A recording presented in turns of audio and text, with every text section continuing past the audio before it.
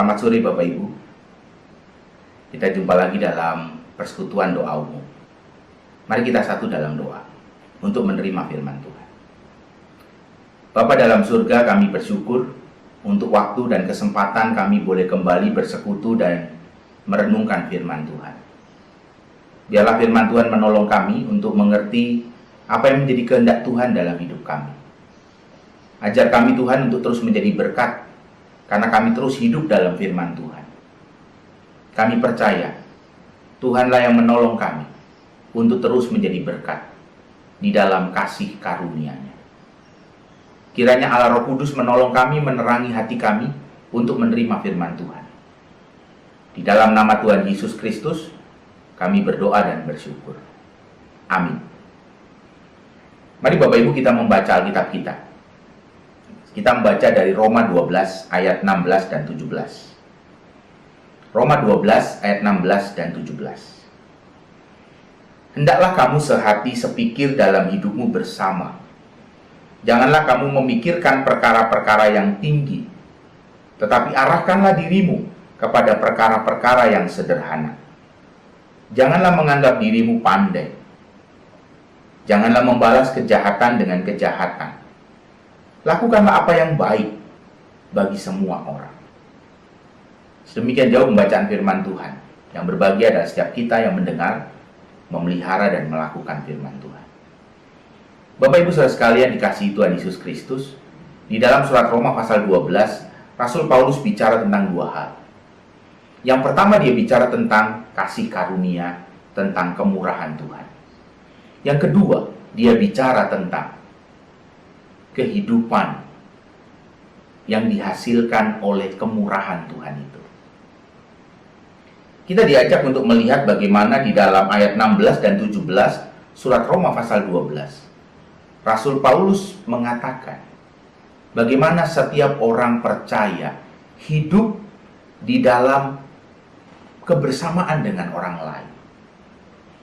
Hidup dalam kebersamaan dengan orang lain itu berarti mengupayakan diri kita sendiri untuk berpikir dan merasakan seperti Kristus.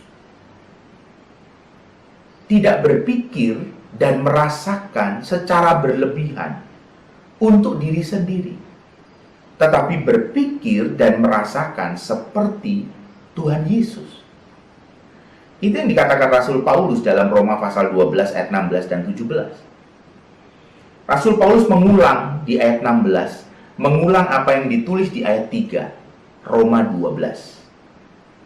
Kalau kita perhatikan di dalam Roma 12 ayat 3, Rasul Paulus mengatakan hal yang sama dengan ayat 16. Berdasarkan kasih karunia yang dianugerahkan kepadamu, aku berkata kepada setiap orang di antara kamu, jangan memikirkan hal-hal yang lebih tinggi dari apa yang patut dipikirkan. Ayat 16 sama. Ayat 16 mengatakan, hendaklah kamu sehati sepikir dalam hidupmu, janganlah kamu memikirkan perkara-perkara yang tinggi, tetapi pikirkanlah hal-hal yang sederhana, yang patut kamu pikirkan. Ada sebuah permainan kata yang dilakukan Rasul Paulus dalam ayat 16. Ada begitu banyak orang yang tidak menghidupi kemurahan Allah, tidak menghidupi kasih karunia Allah, karena mereka menjadi orang-orang yang berpikir dan berperasaan terlalu berlebihan.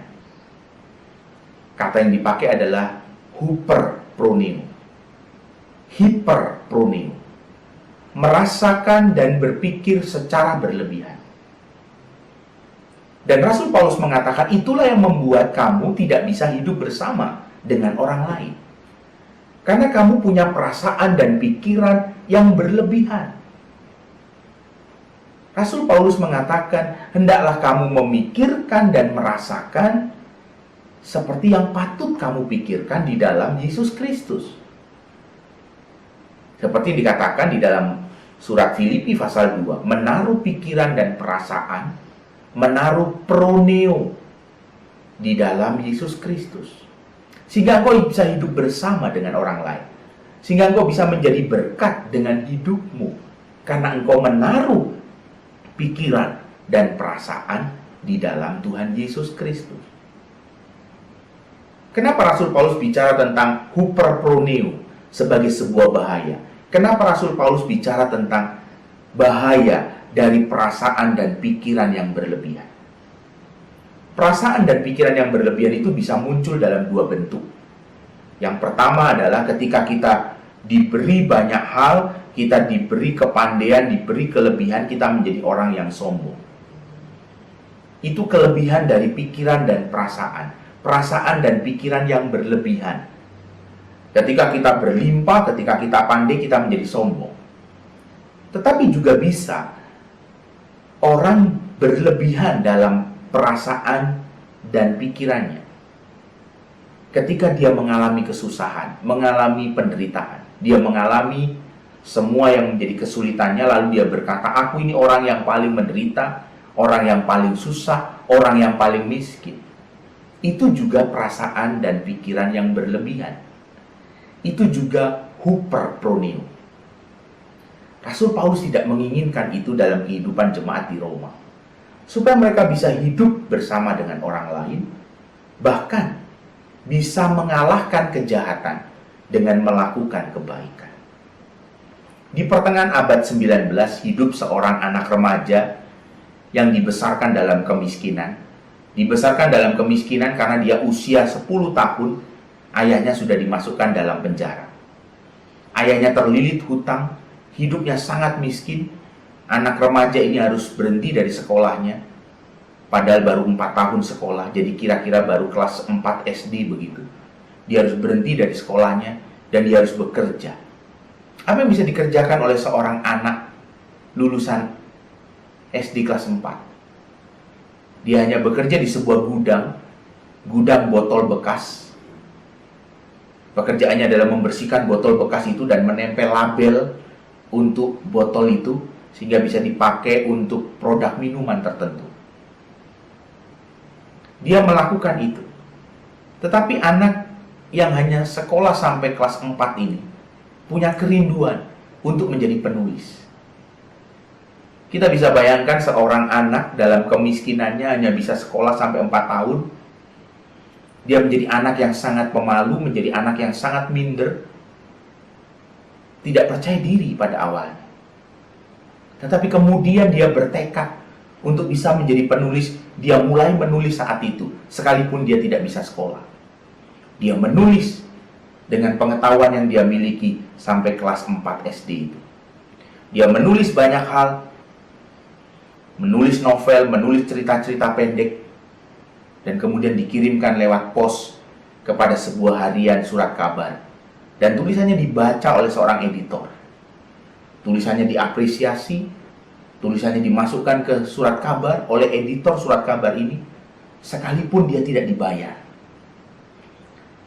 Editor ini punya kesempatan untuk bertemu dengan anak ini, dan terus memotivasi untuk menulis, dan akan menerima tulisannya, akan mengkoreksi tulisannya dan dimasukkan ke dalam surat kabar. Setelah sekian tahun dia menulis, tidak mendapatkan uang sepeser pun. Akhirnya orang-orang di Inggris, orang-orang di kota London membaca tulisannya. Dan banyak orang mulai terinspirasi dengan tulisannya, terberkati dengan tulisan anak yang hanya lulus 4 SD. Tulisannya mengubah masyarakat Inggris untuk melayani orang-orang miskin dan anak-anak terlantar. Siapakah anak kecil itu? Siapakah anak remaja yang menulis ini? Dia adalah seorang penulis novelis yang bernama Charles Dickens. Tulisan yang terkenal adalah Christmas Carol.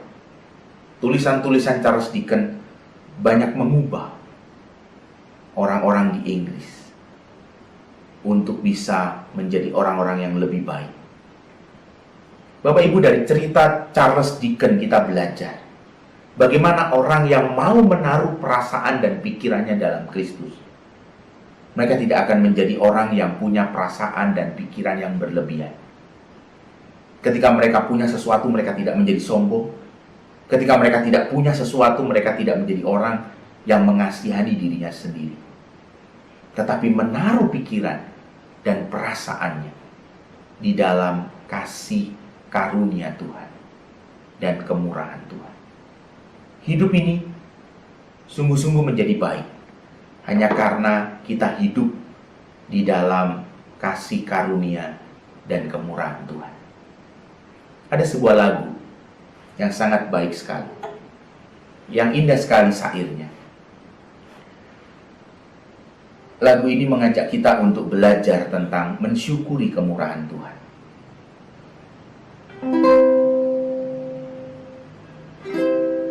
Saya tidak akan menyanyikannya secara lengkap karena akan terlalu panjang video ini. Tapi saya akan katakan lagu ini sangat indah. Kau hiasi kehidupanku dengan kemurahan-Mu. Kau rancangkan masa depanku penuh dengan harapan. Aku ada saat ini, semuanya karena kasih-Mu. Aku hidup hari ini, semua berkat kemurahan-Mu. Terima kasih Yesus, Engkau sangat baik, teramat baik bagiku.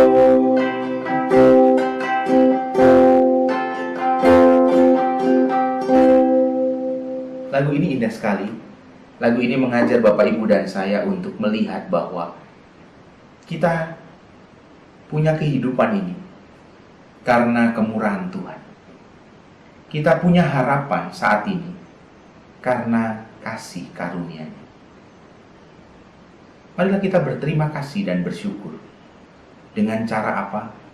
Dengan cara menaruh perasaan dan pikiran kita di dalam Kristus Yesus. Amin.